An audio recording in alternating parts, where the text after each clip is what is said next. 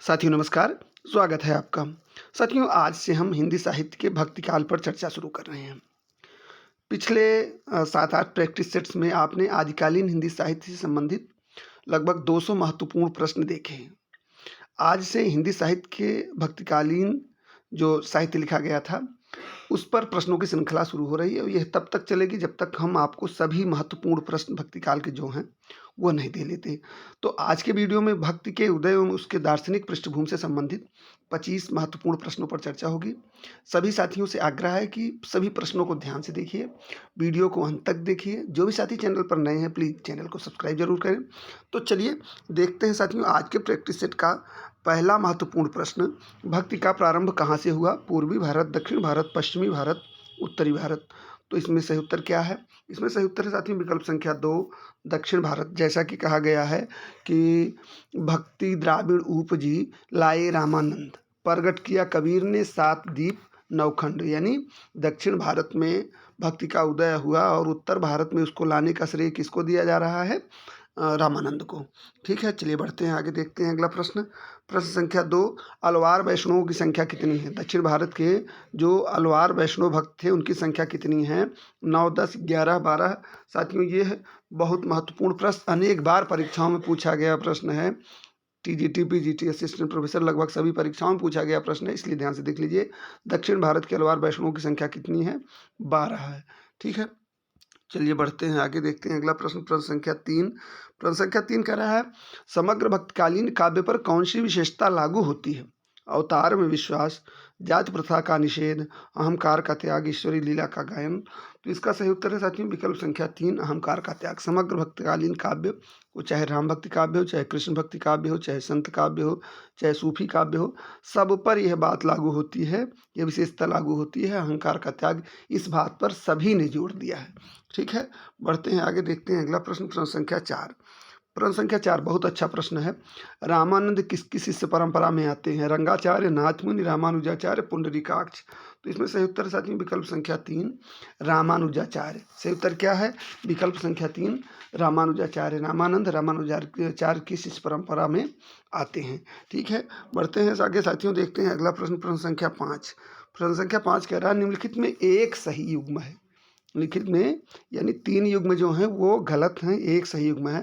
रामानुजाचार्य द्वैताद्वैतवाद, निम्बार्काचार्य विशिष्टाद्वैत, मध्वाचार्य अद्वैत और वल्लभाचार्य शुद्धाद्वैत।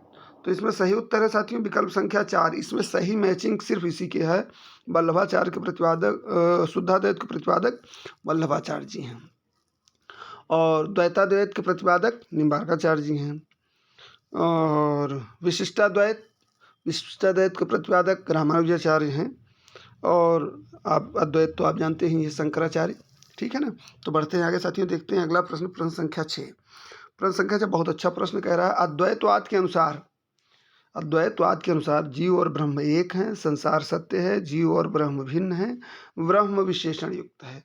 तो इसमें सही उत्तर है विकल्प संख्या 1 अद्वैतवाद के अनुसार जीव और ब्रह्म एक हैं। ठीक है, बढ़ते हैं आगे, देखते हैं अगला प्रश्न। प्रश्न संख्या 7 साथियों, प्रश्न संख्या 7 कह रहा है कृष्ण के साथ साथ राधा की महानता किस संप्रदाय की विशेषता है? साथियों थोड़ा सा जुकाम से पीड़ित होने की वजह से मेरी आवाज़ में कुछ आपको वो फ्लुएंसी नहीं मिल पा रही है, असुविधा के लिए खेद है, फिर भी देखते रहिए। कृष्ण के साथ साथ राधा की महानता किस संप्रदाय की विशेषता है? श्री, रुद्र, ब्रह्म, सनकादि।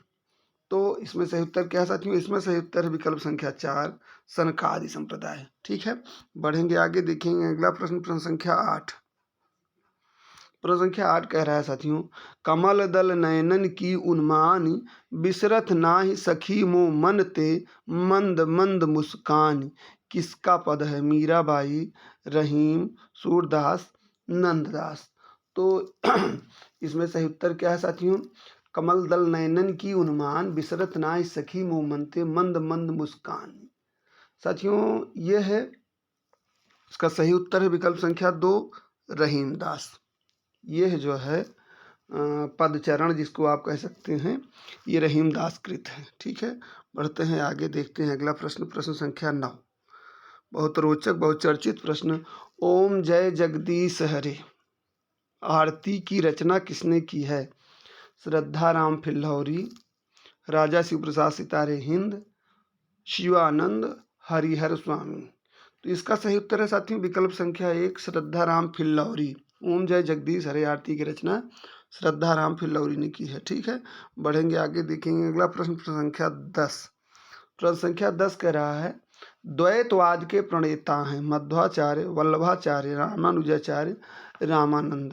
तो इसका सही उत्तर है विकल्प संख्या 1 मध्वाचार्य। ठीक है, बढ़ते हैं आगे, देखते हैं अगला प्रश्न, प्रश्न संख्या 11।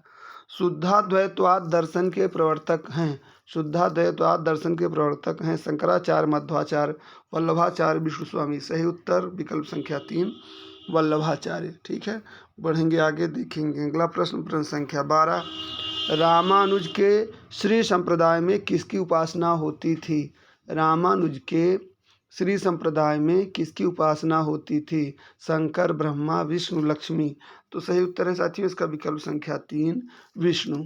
ठीक है, बढ़ेंगे आगे, देखेंगे अगला प्रश्न, प्रश्न संख्या 13। प्रश्न संख्या 13 कह रहा है इनमें से कौन वैष्णव भक्ति का आचार्य नहीं है? बहुत सुंदर, बहुत अच्छा प्रश्न है। इनमें से कौन वैष्णव भक्ति का आचार्य नहीं है? वल्लभाचार्य, मध्वाचार्य, शंकराचार्य, रामानुजाचार्य।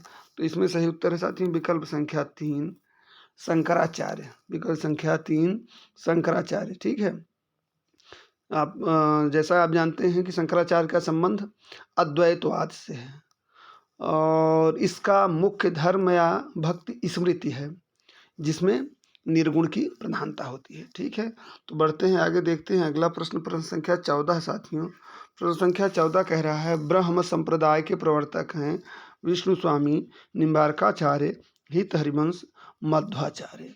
तो ब्रह्म संप्रदाय के प्रवर्तक कौन है साथियों? इसका सही उत्तर क्या है? इसका सही उत्तर है विकल्प संख्या 4 मध्वाचार्य। ब्रह्म संप्रदाय के प्रवर्तक कौन है? मध्वाचार्य हैं। ठीक है, बढ़ेंगे आगे, देखेंगे अगला प्रश्न, प्रश्न संख्या 15 साथियों।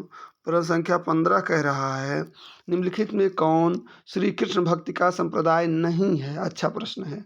श्री वल्लभ संप्रदाय, हरिदासी संप्रदाय, तत्सुखी संप्रदाय, गौड़ीय संप्रदाय। ठीक है, तो कृष्ण भक्ति का संप्रदाय कौन सा नहीं है? इसका सही उत्तर है विकल्प संख्या 3 तत्सुखी संप्रदाय। कृष्ण भक्ति से संबंधित नहीं है। तत्सुखी संप्रदाय के प्रवर्तक कौन हैं? तत्सुखी संप्रदाय के प्रवर्तक साथियों जीवाराम हैं। ये भी परीक्षा में पूछा जाता है तत्सुखी संप्रदाय के प्रवर्तक कौन हैं, तो ये जान लीजिए इसके प्रवर्तक जीवाराम हैं और यह कृष्ण भक्ति का संप्रदाय नहीं है। बढ़ेंगे आगे साथियों, देखेंगे अगला प्रश्न, प्रश्न संख्या 16। भ्रमर गुफा के लिए दूसरा उपयुक्त नाम है?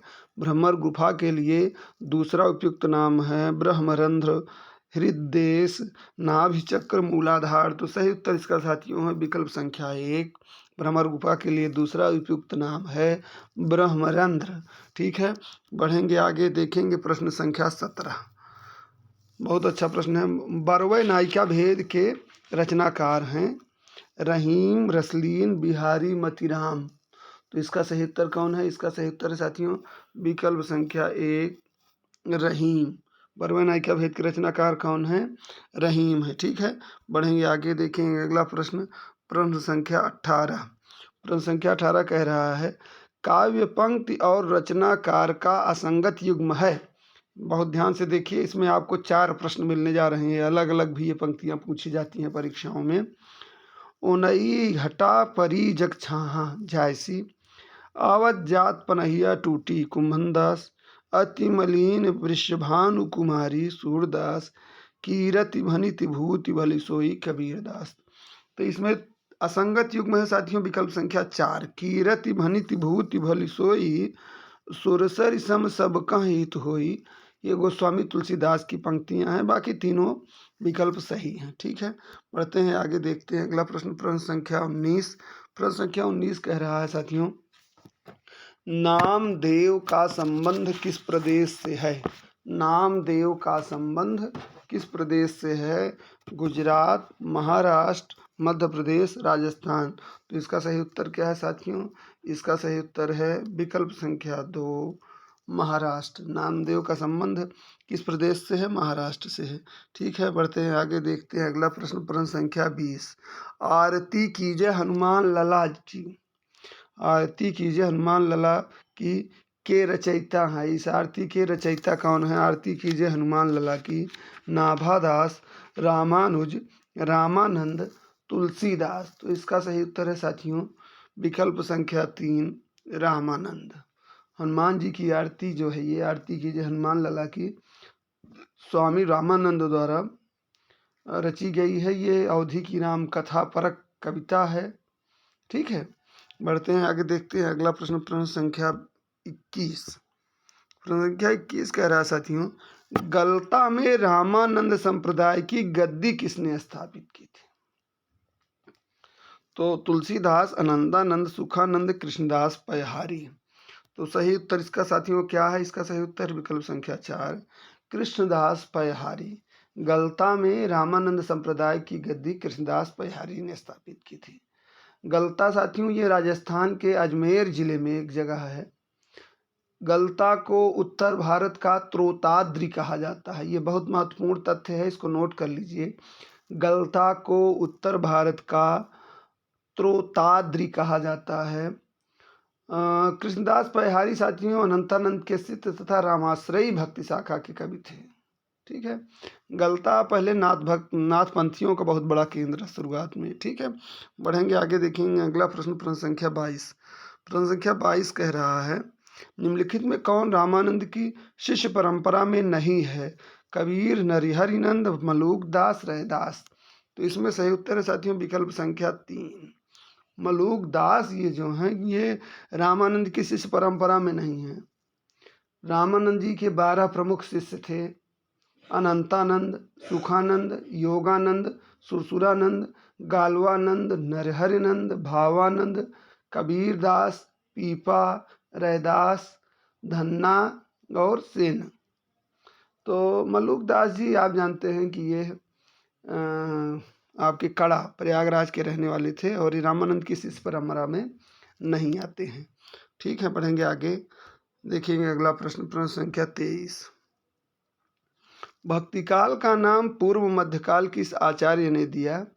डॉक्टर नगेंद्र, डॉक्टर राम कुमार वर्मा, आचार्य नंदुलारे वाजपेयी, हजारी प्रसाद द्विवेदी। तो इसमें सही उत्तर साथियों विकल्प संख्या 1 डॉक्टर नगेंद्र ने। भक्तिकाल का नाम पूर्व मध्यकाल जो है डॉक्टर नगेंद्र ने दिया था। उन्होंने भक्तिकाल को पूर्व मध्यकाल और रीतिकाल को उत्तर मध्यकाल कहा था। ठीक है, बढ़ेंगे आगे, देखेंगे अगला प्रश्न, प्रश्न संख्या 24 साथियों कह रहा है, नाभादास कृत भक्तमाल की भाषा है? अवधी, ब्रजभाषा, खड़ी बोली, मैथिली। तो इसमें सही उत्तर है विकल्प संख्या 2 ब्रजभाषा। नाभादास जी की रचना जो भक्तमाल है परीक्षाओं में बहुत बार पूछी जा चुकी है, बहुत इंपॉर्टेंट है। भक्तमाल के रचनाकार कौन है? भक्तमाल की भाषा कौन सी है? ब्रजभाषा है। और ये ब्रजभाषा पर नाभादास जी का बहुत अच्छा अधिकार था। पद्य रचना ही बहुत अच्छी करते थे। इनकी एक और रचना जो है ब्रजभाषा में ही बहुत अच्छी, बहुत प्रसिद्ध है, वो है अष्टयाम। ठीक है ना, कौन सी? अष्टयाम। ठीक है, बढ़ेंगे आगे, देखेंगे अगला प्रश्न, प्रश्न संख्या 25। नाभादास के गुरु का क्या नाम था? नरहरिदास, वल्लभाचार्य, विट्ठलनाथ, अग्रदास। तो इसमें सही उत्तर क्या साथियों? इसमें सही उत्तर है विकल्प संख्या 4 अग्रदास। ठीक है, तो साथियों आज के वीडियो में आपने भक्ति के उदय, उसकी दार्शनिक पृष्ठभूमि से संबंधित 25 महत्वपूर्ण प्रश्न देखे। अगले 2-3 वीडियो में आप भक्ति के उदय से संबंधित महत्वपूर्ण प्रश्नों को देखेंगे। उसके बाद क्रमशः हम संत काव्य और प्रेम सूफी काव्य जिसको कहेंगे प्रेमाश्रय काव्य धारा, फिर क्रमशः कृष्ण भक्ति काव्य, राम का भक्ति काव्य पर प्रश्नों को लेकर आएंगे। तो आज के लिए इतना ही। मेरी आवाज़ बहुत स्पष्ट नहीं है, उसके लिए हमें खेद है। संभव है अगले वीडियो में आपको बेहतर आवाज़ के साथ में मिलूं। तो आज के लिए इतना ही साथियों, मिलते हैं अगले वीडियो में भक्त के उदय के दार्शनिक पृष्ठभूमि से संबंधित एक और महत्वपूर्ण वीडियो के साथ। तब तक के लिए धन्यवाद, नमस्कार।